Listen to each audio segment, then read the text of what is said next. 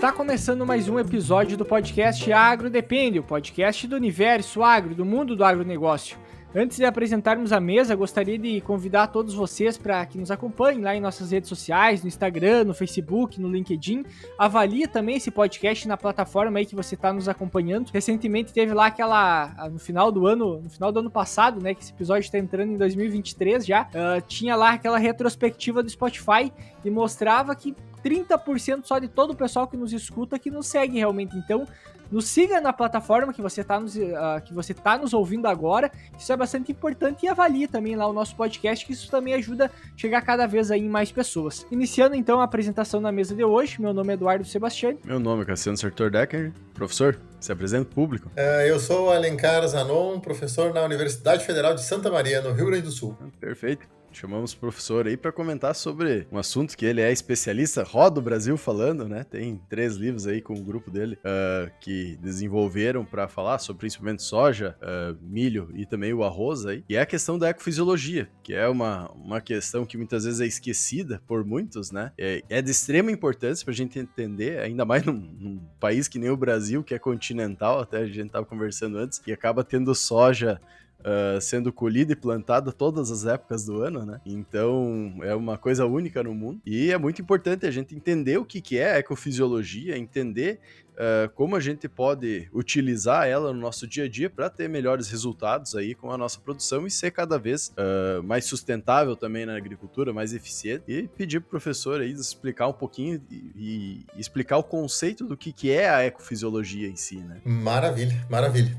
Conto um pouco da história para vocês, gurias, por que estudar ecofisiologia. Eu sou filho de agricultor, produtor de soja, e desde criança me chamava muita atenção a relação que existia entre a lavoura e a questão principalmente das chuvas.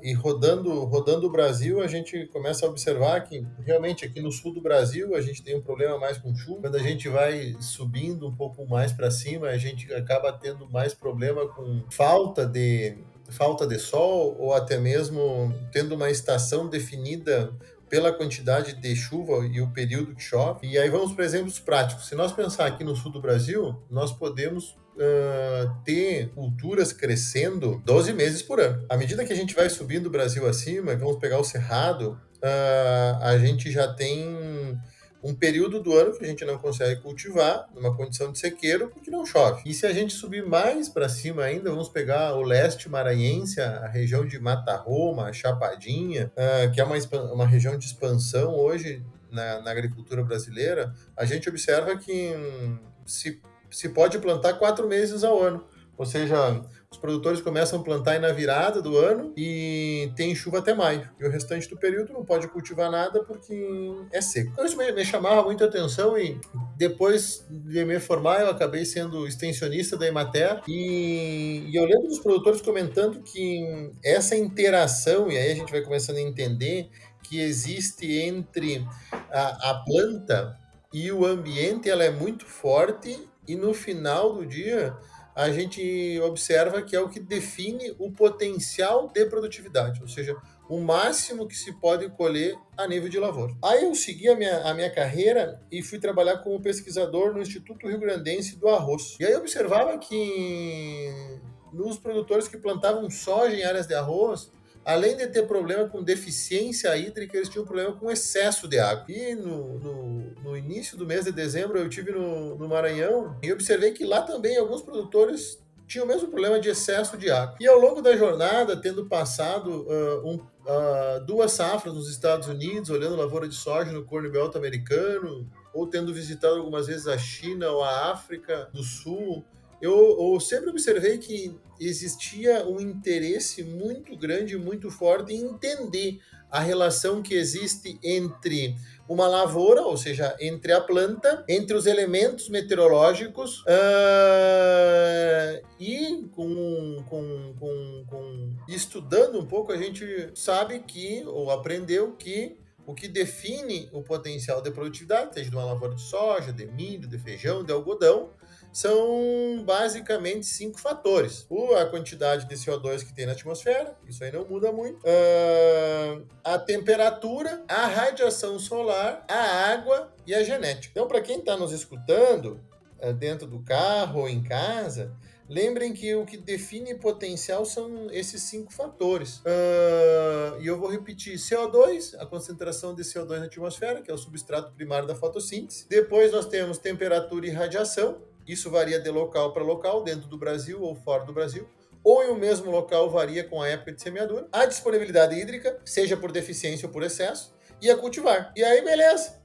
Tendo claro que isso realmente, do ponto de vista prático, é o que o produtor sempre fala com a gente, e do ponto de vista teórico, esses são os fatores que definem potencial, que nós vamos se dedicar realmente a estudar o que é importante. E a ciência que se dedica ao estudo das interações que ocorrem entre a época de semeadura a cultivar escolhido pelo produtor se chama ecofisiologia.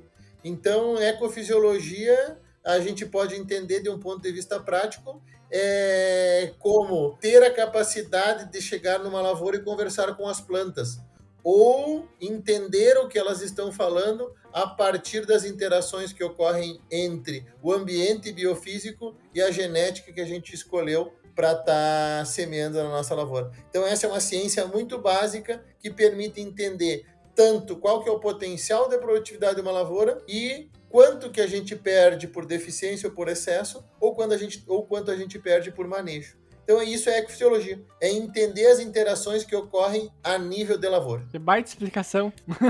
Que baita explicação. E uma questão, né? Explica de uma forma tão fácil, parece uma coisa tão simples, né? Mas se botar no canto, vai botar pra analisar, muda a brincadeira um pouquinho, né? Não, mas perfeito. Até uma coisa que chamou atenção, isso que tu comenta, dos 5 fatores, e geralmente são coisas que a gente não observa. E toda essa parte de CO2, temperatura também, a gente até havia conversado com um professor da USP, agora não tá me vindo na cabeça o nome dele. Marcos Duquerid, eu acho que é o nome dele. Marcos Duquerid. E a gente comentou no episódio sobre essa questão, ele falou muito sobre o que o aquecimento global pode acabar acarretar por exemplo, na soja, nas árvores, o que tudo isso está sendo já testado, observado por eles até mesmo, para ver um desenvolvimento futuro da agricultura, e está totalmente ligado a isso, a novas cultivares também, a cultivares mais adequadas, né, mais adaptadas, desculpa, não adequadas, a onde é que tu vai colocar, onde é que não vai colocar, porque se a gente vai pegar na história todo o desenvolvimento genético que acaba entrando, que a gente teve na soja, possibilitou que saísse soja lá do Rio Grande do Sul, vamos dizer que era o local mais temperado, vamos dizer assim, né, mais adequado com os primeiros cultivares que tinham, para poder vir no restante do Brasil inteiro e tu conseguir ter produções até maiores do que no próprio Rio Grande do Sul, né? Então a gente vê que essa questão da genética ligada com a ecofisiologia e possibilitou que isso ocorresse no Brasil. Então é muita ciência que tem por trás disso e muitas vezes a gente acaba esquecendo, né? Correto. Essa adaptação que ocorreu, isso é pura ecofisiologia. E de um ponto de vista bem prático e determinada pela interação dos fatores. Então, se a gente voltasse no tempo e voltasse para 1889, quando foram introduzidas as primeiras cultivares de soja na Bahia, a gente observa que não deu certo. E por que não deu certo? Porque a soja que veio para o Brasil, e continua vindo, mas na época veio do Brasil, eram sojas do sul dos Estados Unidos, e tem uma latitude muito parecida com a do Rio Grande do Sul. Então ela foi testada na Bahia e não deu certo, porque não se adaptava ao comprimento do dia da Bahia. Veio para São Paulo, tampouco deu certo, porque não se adaptava ao comprimento do dia de São Paulo. E aí veio para o Rio Grande do Sul, e nós tivemos a primeira lavoura comercial no então distrito de Santa Rosa, hoje município de Tuparandi, em 1914, simplesmente porque a genética que era cultivada nos Estados Unidos se adaptou à mesma latitude no hemisfério sul, que nada mais é do que a região noroeste do Rio Grande do Sul. Então, isso é ecofisiologia na prática, ou seja, a genética se adaptou ao ambiente, e essa interação que permitiu nós, no Rio Grande do Sul, sermos os pioneiros na produção de soja, e por muitos anos nós representarmos a maior parte da soja produzida no Brasil. E aí, quando o pesquisador ou os pesquisadores da Embrapa Soja, no final da década de 70, início da década de 80, descobriram o gene da juvenilidade, que nada mais é do que daqueles 5 fatores que eu comentei no início, genética, quando eles descobriram um período da soja que vai desde a emergência até o estágio V2, que se chama o período juvenil, ou juvenilidade em soja, quando eles descobriram esse período e começaram a trabalhar com ele, permitiu ou foi possível o cultivo de soja nas regiões tropicais. E é por isso que hoje nós temos soja no Mato Grosso, em Sorriso, Sinop, ou em cima da linha do Equador. E isso, de novo, é ecofisiologia. É a adaptação da interação entre genótipo e ambiente. Uma pergunta que até eu tinha anotado antes para fazer, uma coisa que a gente busca isso estudar também durante a graduação, a gente fala sobre isso, mas ninguém entende exatamente qual é a importância de saber sobre os estágios fenológicos da cultura em si. Agora tu deu um exemplo, né, da parte juvenil, digamos assim, do desenvolvimento da planta, que é importante para a parte, por exemplo, do melhoramento genético, para buscar essas adaptações, mas de ponto prático, por exemplo, utilizando isso na lavoura, porque hoje, basicamente, toda aplicação que é feita, todo o manejo que é feito, pensando lá nas interações genótipo-ambiente, o manejo, o que o produtor vem fazendo também, muito se utiliza, por exemplo, vou aplicar um defensivo, se baseia se tem a presença da praga, se tem a presença da doença, né, se presume que seja dessa maneira que está sendo feita a aplicação. Porém, isso daí não depende tanto do estágio fenológico. É importante, talvez, por exemplo, para uma irrigação. Quais são na prática mesmo, como é que a gente utiliza esses estágios fenológicos, não só na parte genética, mas também de uma forma prática isso no campo? Excelente pergunta. E aí, vamos para nutrição. Para nutrição, pode ser de soja ou pode ser de arroz. Eu vou fazer uso dos livros de ecofisiologia de soja e de milho mais lidos no Brasil na atualidade, e por felicidade nossa são da nossa equipe. Eu vou abrir aqui os dois livros, um de soja e um de milho, e vou responder essa tua pergunta. Então vamos pensar, os produtores, os consultores que estão nos assistindo aí, querem colher 110 sacas de soja e querem fazer uma adubação para conseguir colher essas 110 sacas de soja. Então, se a gente for pensar nos nutrientes, a gente pode pegar diferentes nutrientes. Para a gente fazer uma nutrição para altas produtividades, a gente tem que conhecer a marcha de absorção dos nutrientes. A marcha de absorção de todos os nutrientes, macro e micro, ela é determinada pelo estágio de desenvolvimento da planta. Então, se nós pensarmos, vamos pegar um elemento aí que hoje está muito em voga, em virtude da limitação que se tem em lavouras de soja de alta produtividade. O nitrogênio. A gente observa que numa lavoura de soja que quer, ou que potencialmente teria condições de colher 110 sacas por hectare, no estágio R1, essa planta já precisa ter absorvido 100 quilos de nitrogênio por hectare. No estágio R5, essa planta ela precisa ter absorvido 200 quilos de nitrogênio por hectare. E aí eu posso comentar sobre outros nutrientes. Vamos pegar o potássio. Por exemplo, se você quiser colher 110 sacas de soja por hectare, obrigatoriamente no estágio R5, ou seja, no início do enchimento de grão, a sua lavoura precisa ter absorvido 175 quilos por hectare de potássio. Aí cabe a nós, engenheiros agrônomos e todo mundo que está ligado no agro, fazer uma adubação de acordo com o que tem no solo e pensando em disponibilizar essa quantidade de nutrientes em R5 para se alcançar as 110 sacas de soja por hectare. Se nós for para micronutriente, isso também vale. Vamos pegar aí o boro. Se pegar a marcha de absorção do boro, no início do desenvolvimento precisa muito pouco boro. Mas em R3, na formação do canivete, nós já precisamos 200 gramas de boro por hectare. Então, como é que a gente tem que planejar a nossa nutrição? Planejar para que o solo, mais adubação feita de forma química orgânica, em cobertura, ela disponibilize para a planta absorver 200 gramas de boro em R3. Então, a fenologia da planta, que é a ciência que estuda os estágios fenológicos, ela é o grande norteador para a gente determinar a quantidade de fertilizantes que a gente vai aplicar e mais, ter disponível para a planta absorver naquele estágio nutricional. Então, de acordo com cada estágio de desenvolvimento e de acordo também com a expectativa de produtividade, a gente sabe o quanto que a planta precisa absorver para produzir, por exemplo, 110 sacos por hectare. Então, de acordo com a fenologia da planta, ou de acordo com os estágios de desenvolvimento, nós precisamos manejar a nossa adubação. Esse é um exemplo muito prático de que o desenvolvimento da planta realmente é o grande balizador para o investimento que a gente faz em macro e micronutrientes. E saindo daquela receita de bolo que a gente coloca um adubo A, um adubo B, para colher tantos sacos por hectare. Bueno, mas se nós colocar aquela adubação, realmente vai estar disponível para a planta absorver? E mais, a planta realmente absorveu ou não absorveu?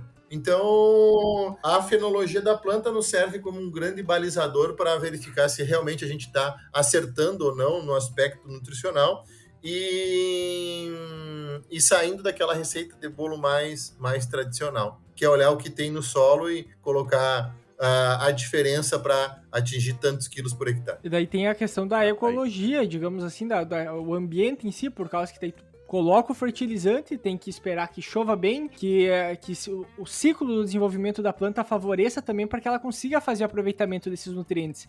E quando a gente fala muitas vezes, por exemplo, de marcha de absorção de nutrientes, a primeira coisa que passa a impressão é, por exemplo, assim, mas na fase R1 a planta precisa de X lá de determinado nutriente, e aí como é que eu... Porque no solo eu não mexo mais. E aí eu vou fazer o que? Vou fazer uma aplicação aérea, por exemplo, desse micronutriente. E para fazer a medição é uma análise foliar do tecido vegetal que eu vou fazer daquela planta para determinar essa aplicação ou não. Porque quase todo mundo é acostumado com o quê? Coleta análise de solo, faz uma interpretação com a análise de solo e faz o posicionamento de adubação. Basicamente é isso. Fazer posicionamentos com base em análise foliar já começa a ser alguns locais que a gente vê o pessoal fazendo, mas aí entra aquela questão. A gente já vê muito erro de interpretação de análise de solo. Análise foliar eu acredito que também tem uma complexidade de absorção também de cada um dos nutrientes, porque falar em marcha de absorção já se entende quase que assim, vou ter que aplicar isso de forma aérea. Só que a gente vê também o pessoal aí produzindo, que daí não é só micronutrientes sendo aplicado de forma aérea. Tem a questão dos estímulos hormonais, os outros tipos de bioestimulantes aí que tem no mercado também, que favorecem. E aí entra aquela história. Tá, mas o que minha planta ela precisa? Ela precisa do nutriente, mas eu tô colocando um hormônio. E o hormônio ajudou também a produzir mais. Ou eu tô colocando um bioestimulante. E aí começa a ficar cada vez mais complexo também, né? E colocar mais uma indagação junto, vamos dizer, na pergunta. E entra a parte da hora de tu fazer a análise foliar, muitas vezes vai dar no que tá naquele momento, naquela fisiologia da planta, né? Naquele momento fisiológico. Não quer dizer que não tem... Que pode ser totalmente diferente, que pode ser totalmente diferente daqui a um mês, mais ou menos, que ela já vai estar em outra necessidade, em toda essa questão da marcha, né? Então, teria que não dá para também analisar apenas uma vez, vamos dizer assim. Né? Correto. Correto. E aí, Gurias, assim, o que nós precisamos fazer, e isso é uma coisa que nós no Brasil não fizemos muito, mas os povos ou as civilizações mais desenvolvidas fazem, e talvez isso explique um pouco o maior desenvolvimento, é keep things simple, ou seja, permanecer as coisas simples. E aí, nessa questão que realmente é complexa, mas como a gente simplifica? Fazendo um balanço de nutrientes. Como que seria isso? Pensando em produtores e consultores, poderiam fazer isso. Primeiro é ver o quanto que tem no solo. E aí, depois, entender também um pouquinho das interações. Uma coisa é o que tem de potássio no solo, e outra coisa é o que tem de fósforo no solo. Beleza. Aplicamos quanto?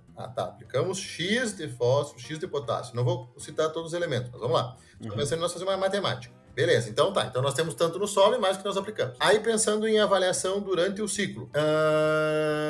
Nós temos alguns estudos que já nos mostram qual que são os estágios referências para a gente fazer as análises. Por exemplo, em soja R2. Se caso nós não conseguirmos fazer o acompanhamento do nutriente no ciclo, que é um pouco mais difícil, nós podemos fazer uma análise em R2, que é o nosso padrão. Depois, nós podemos ver o quanto que a nossa lavoura produziu. Então, vamos supor que a nossa lavoura tenha produzido 3 mil ou 4 mil quilos de soja. Aí a gente vai para exportação. A gente sabe que a cada 1.000 quilos de soja foi exportado 17 ou 18 quilos de potássio, 5 quilos de fósforo, 5 de enxofre. Então, lá no início, a gente sabe o que tinha no solo e o que foi colocado. Fizemos uma checagem durante o ciclo. E, de acordo com o que produziu, a gente sabe o quanto que exportou. Bueno, aí nós já conseguimos fazer um balanço. O quanto que tinha, o quanto que nós colocamos e o quanto que saiu. Aí, com base nisso, a gente já tem uma ideia. Bueno, nós estamos colocando mais adubo e está sobrando para o solo ou não? Nós estamos colocando adubo, mas no final o balanço está negativo, ou seja, tá faltando, tá cada vez mais, nós estamos ficando com menos nutrientes, ou seja, o que está saindo no grão é mais do que a gente colocou com adubação. Então, essa é uma forma simples de a gente associar e pensar na nutrição, ou seja, quanto tem no solo, quanto a gente colocou e o quanto que extraiu. Isso é uma forma assim bem boa de a gente fazer uns cálculos. Por exemplo, vamos para um exemplo prático. Vamos pensar em nitrogênio em soja. A maior parte, talvez alguns agricultores, alguns consultores pensam que o balanço de nitrogênio numa lavoura de soja ele é positivo. Não. Se a gente olhar o quanto que fixa de nitrogênio via FBN e o quanto que sai no grão, no formato de proteína, a gente tem a maior parte dos estudos mostrando que o balanço é neutro ou, na maior parte das vezes, negativo. Então, quando a gente planta uma leguminosa e acha que fixa nitrogênio no solo, isso é verdade se a gente não colhesse a soja. Mas quando a gente colhe o grão e a gente olhar o balanço de nitrogênio no solo, ele é negativo. Por quê? Porque a quantidade de nitrogênio fixada pela FBN, na maior parte das lavouras, é inferior à quantidade de nitrogênio que saiu no grão. Então, essas coisas são simples e a gente precisa tá atentos. E, de novo, tentando deixar o mais simples possível.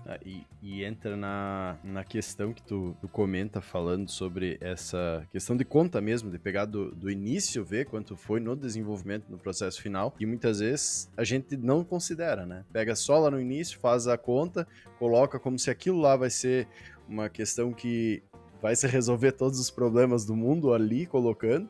E que nem tu comenta muito bem, não é o que acontece, muitos anos, quem sabe, vai produzir a menos do que tu colocou, às vezes a mais, e realmente não é feito isso. E isso mostra um pouco a necessidade de profissionalização também que acaba vindo, e é o que a gente observa muitas vezes, tanto vendo a palestra ou a questão dos próprios livros, essa necessidade que a gente tem, que a ecofisiologia, no caso, acaba trazendo, de uma profissionalização da agricultura cada vez maior, ainda mais no Brasil, que nem a gente comentou, que é muito diverso e tem uma variação muito grande, tanto de cultivares quanto de ambientes e tudo mais. E mostra que para a gente conseguir atingir os objetivos que a FAO, da vida e tudo mais estão olhando também para o Brasil, esperando que a gente consiga fazer sem desmatar, né, sem novas áreas, entra muito nessa questão de uma assertividade muito maior, utilizando melhor os recursos, então tendo uma sustentabilidade cada vez maior, só que isso acaba entrando um impeditivo, vamos dizer assim, que eu observo. Como a gente vai pegar, coletar todas essas informações, observar tudo isso no dia a dia, para conseguir, que nem tu mesmo comentou, de uma forma simples, se focando no simples ainda, conseguir realmente colocar isso a campo, porque a gente sabe que tem muita tecnologia hoje vindo, a gente tem satélite, sensor, tem de tudo disponível, vamos dizer assim, no mercado, mas muitas vezes é isso que acaba acontecendo, a gente tem as informações e as informações acabam não entrando numa forma de pegar as informações, mensurar elas e realmente conseguir colocar no campo de uma forma efetiva. Às vezes entra até a questão de posicionamento de cultura, né? Às vezes a gente tá falando especificamente de medir o que tá acontecendo realmente lá no campo, mas aí o cara tá colocando, por exemplo, plantando na época errada, ou não é a melhor época, ou o ciclo não é apropriado para aquela época que ele tá plantando. Então tem erros nesse sentido, porque geralmente o pessoal, o que eu vejo muitas vezes, o que parece é que todo mundo vai lá, escolhe qual cultivar de soja vai plantar naquele ano e planta geralmente no ano que ele está acostumado a plantar. Faz ali, às vezes, uma escalona ali um pouco, semeadura, mas de forma geral não é pensado essa cultivar tem que ser plantado tal época lá, final de dezembro, ou tem que ser plantado no início do ano, eu vou em outubro, por exemplo, ou eu vou ter que olhar a condição do clima para saber exatamente quando precisa ou não faltar chuva, porque isso tudo define, né? Ah, vai faltar chuva no florescimento, não vai, onde é mais importante que chova para aquele tipo de cultivar, para aquele tipo de ciclo. Então são vários fatores que estão influenciando, e fazer um bom posicionamento daquela cultura já é o primeiro passo para ser mais assertivo, né? Excelente, Luiz. Esse é um ponto muito bom e está bem dentro da ecofisiologia. De novo, eu pego o livro de soja aqui, ó, e aí para quem está nos assistindo, essa é uma comparação, ela é bem fácil de entender. Se nós pensar no conceito mais simples de produtividade, isso vale para qualquer cultura. Produtividade é igual a quantidade de radiação solar interceptada no ciclo de desenvolvimento. Então, isso é uma máxima de um livro ou de livros clássicos de fisiologia de cultura. Produtividade de qualquer cultivo agrícola é igual à quantidade de radiação solar interceptada no ciclo. Muito bem, aí avançamos um pouco. Se nós pensarmos que nós temos que interceptar o máximo de radiação solar no ciclo, essa consideração que tu acabaste de colocar, ela é fundamental. Por quê? Porque nós temos que posicionar, então, a nossa lavoura para que ela absorva o máximo de radiação, principalmente nos períodos críticos. Se pensar em período crítico da soja, nós estamos falando de R3 a R6, ou seja, da formação do legume até o final do enchimento de grão. Pois bem, então nós temos que ter mapeado qual é a melhor época de semeadura para cada região. E vamos lá. Época de semeadura é uma prática de manejo que não tem custo, porque no momento que o produtor decide plantar, ele vai plantar, então é uma época que não tem custo, mas que define o potencial de produtividade. Porque lembrem lá no início do nosso podcast, eu comentei para vocês que o potencial é definido por CO2, radiação, temperatura, disponibilidade hídrica e cultivar. Então eu vou dar alguns exemplos práticos, bem do que nós estamos falando. Aí eu peguei de novo o livro de Ecofisiologia da Soja, visando altas produtividades, e vamos pensar num cenário que a gente não tem deficiência hídrica. Se nós pensar na maior parte do Brasil, nós temos aí nós não temos tantos problemas com deficiência hídrica. A deficiência hídrica está mais restrita ao sul do Brasil, pegar a MS São Paulo para baixo. Então vamos lá, para um cenário de alta produtividade,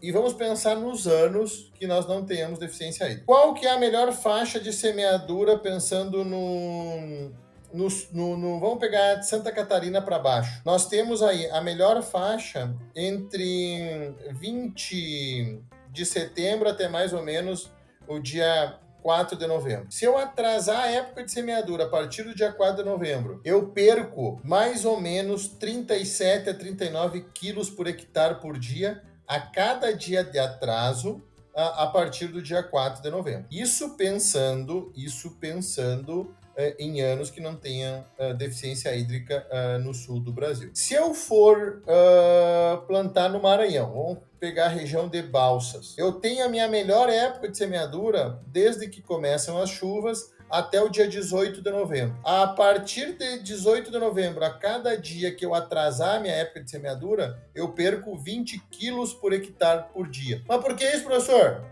Isso aí é uma relação clara entre genética e ambiente. O que eu quero com a minha genética? Que eu tenha o máximo de radiação solar no período que define os principais componentes de produtividade. De novo, de R3 a R6, ou seja, do canivete até o final do enchimento de grãos. Então, no momento que eu for atrasando época, eu vou levando esse período crítico para fevereiro, para março, para abril. O que acontece no hemisfério sul a partir do dia 21 de dezembro? Vai diminuindo o comprimento do dia e, consequentemente, vai diminuindo a oferta de radiação solar. Então, a cada dia de atraso na época de semeadura, a partir dessas datas que eu comentei para vocês, nós temos perda no potencial de produtividade. E, de novo, isso é pura ecofisiologia, ou seja, nada mais do que a interação entre a disponibilidade dos elementos meteorológicos e o grupo de maturidade relativa que o produtor está plantando. E o melhor, é uma prática de manejo que não tem custo. Então, talvez não se fale tanto em ecofisiologia, porque ninguém vende a ecofisiologia, de fato.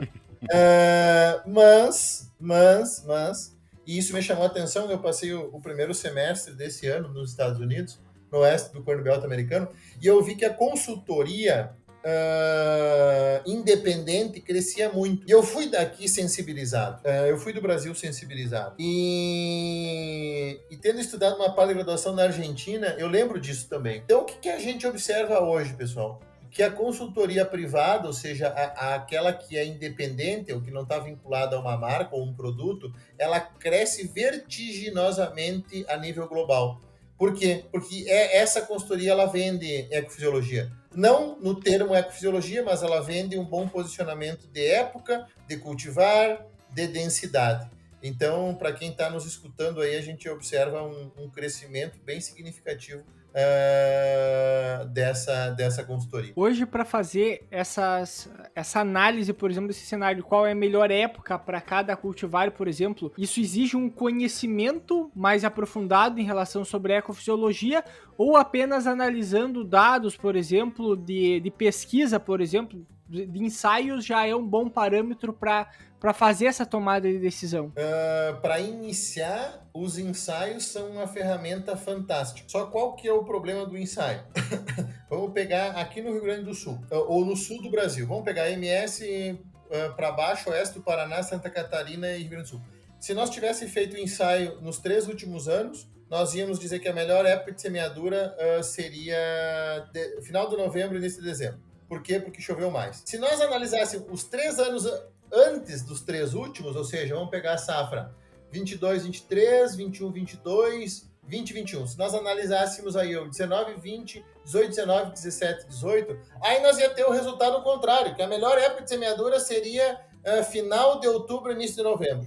Então, para analisar num período curto e para a gente começar a aprender, os ensaios são ótimos. Só que os ensaios no tempo são o que a gente deve estar sensibilizado. Porque como a chuva ela afeta muito, a gente tem que tomar cuidado. E aí eu observo isso muito no campo, por parte dos produtores e por parte dos consultores também, olhando somente os dados de 1 ou 2 anos para trás. Isso pode ser perigoso. Eu estava participando de um dia de campo, aqui na região central do Rio Grande do Sul, e tinha um produtor que queria passar o consultor dele no laço, porque ele tinha recomendado no ano anterior um material que é muito plantado no sul do Brasil, com GMR 5.5 no cedo, ou seja, final de outubro. O que aconteceu? Pegou a seca em cheio. O que esse consultor deve ter visto? Ensaios muito específicos. Então, a gente tem que tomar um certo cuidado. Nós temos que conduzir experimento a nível de lavoura, mas estar sensibilizado ao ambiente. Em outras palavras, e de um aspecto prático no sul do Brasil. Se nós tiver ano de laninha, é melhor nós atrasar a época de semeadura e jogar o período de definição dos componentes de produtividade para final de fevereiro e início de março. Se nós tiver anos de El Niño, aí nós jogamos a semeadura para final de outubro, início de novembro, porque não vai faltar chuva. Então a gente tem que estar muito sensibilizado em entender as interações no tempo e não analisar resultados de experimentos de 1 ano ou de 2 anos. Tem que ser um pouco mais, tem que entender um pouco mais o fator tempo aí para a tomada de decisão e principalmente redução de risco. Isso pensando em sul do Brasil. Se nós pensarmos em Cerrado, aí o produtor ele já olha mais o sistema de produção e não olha tanto aonde a gente alcançaria as máximas produtividades.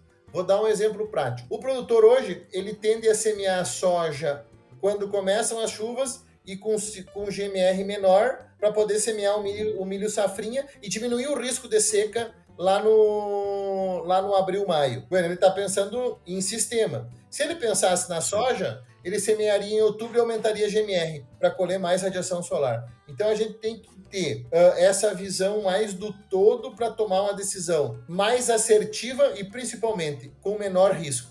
Perfeito. Só um outro questionamento antes da pergunta que o Cassiano quer fazer, é que assim a gente tá falando em questão de radiação solar também, né, e questão da precipitação.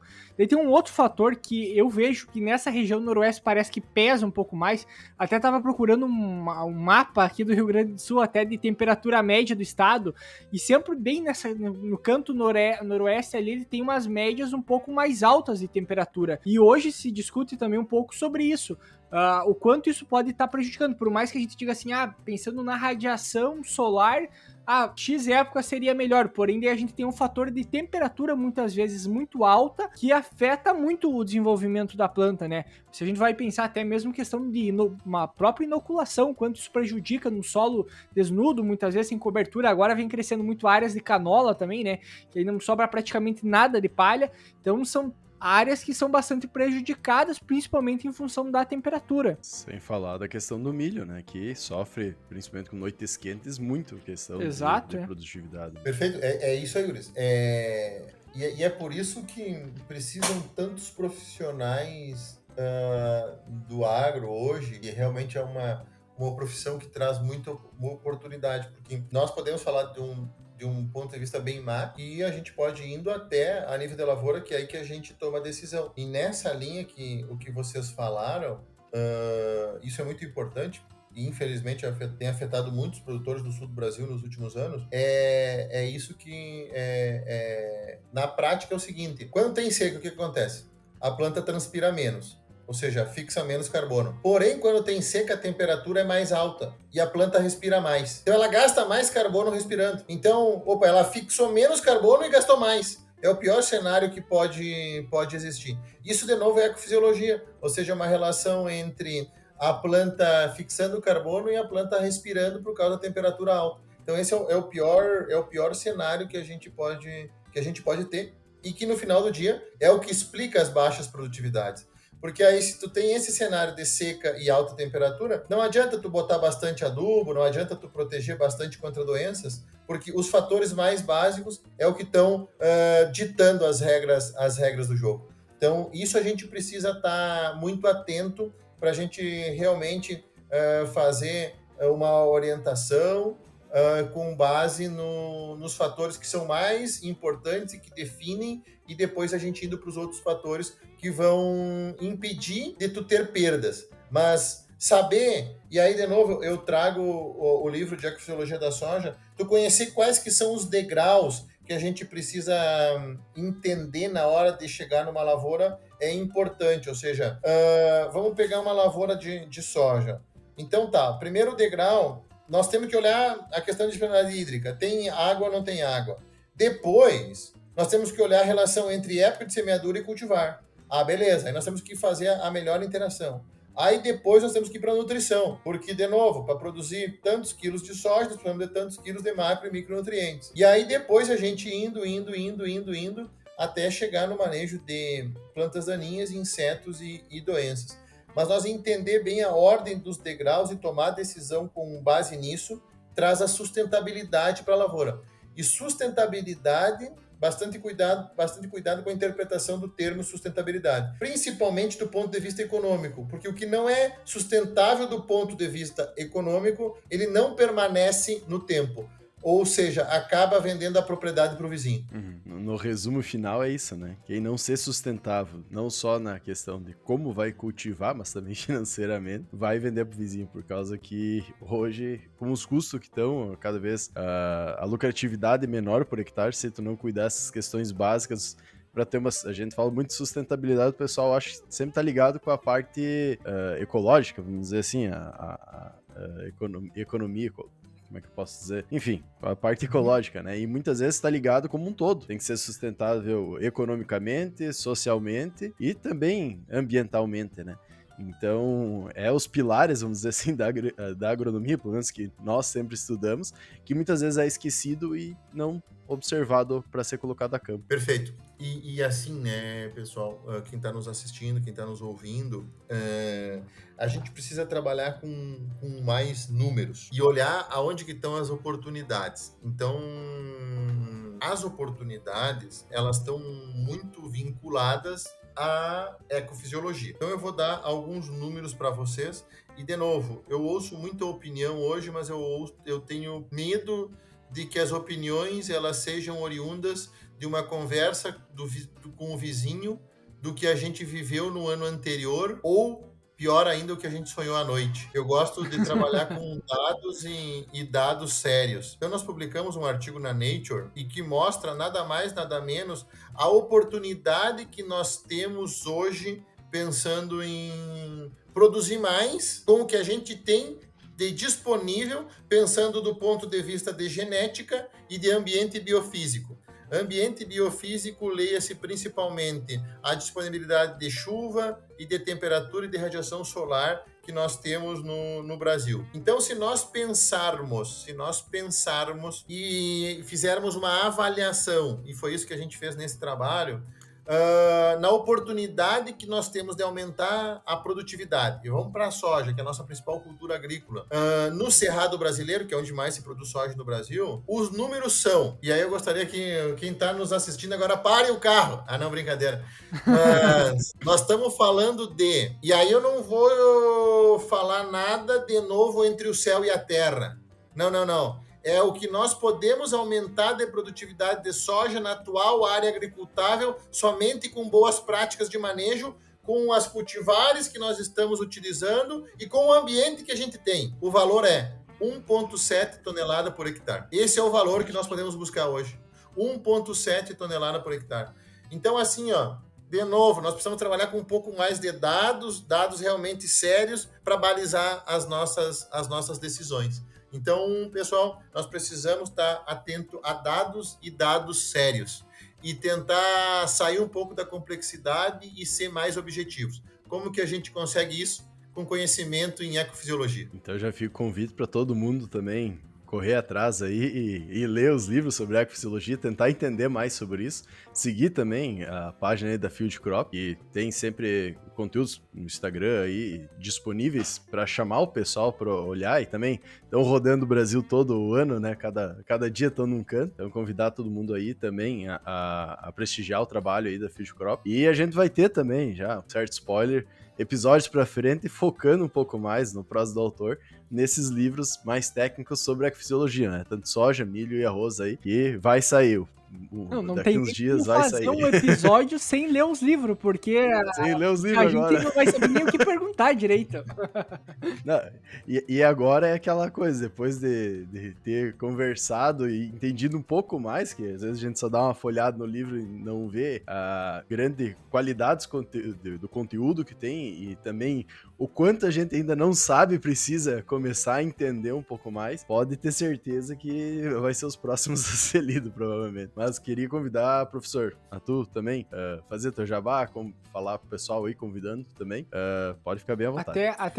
Até onde dá para o pessoal adquirir os livros, né? Que eu tenho certeza que quem escutou aí deve ter ficado interessado. Sensacional, Guri, sensacional. Aproveitando então para falar um pouquinho dos livros, hoje são os livros de ecofisiologia de soja, de milho e de arroz mais lidos no Brasil.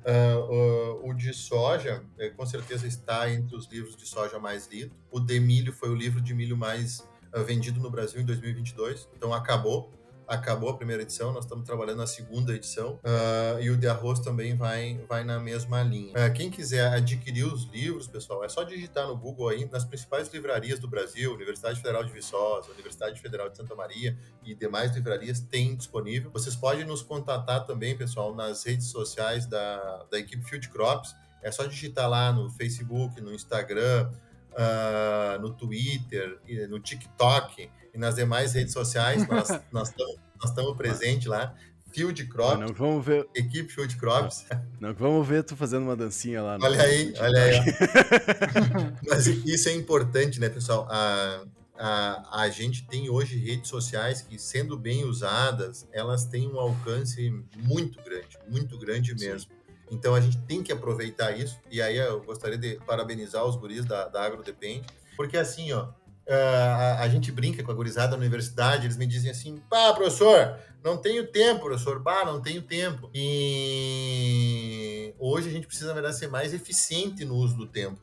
Então não dá mais para fazer uma viagem e não estar discutindo algo que a gente precise discutir, ou não dá para fazer uma viagem e não escutar um podcast que realmente seja informativo e que vá permitir tu fazer uma melhor prática de manejo ou ganhar mais dinheiro no final do dia, que é o que todo mundo precisa para poder sustentar a sua família e alcançar seus sonhos. Então, assim, pessoal, a mensagem no final do dia é: a gente precisa ser mais eficiente no uso de recursos.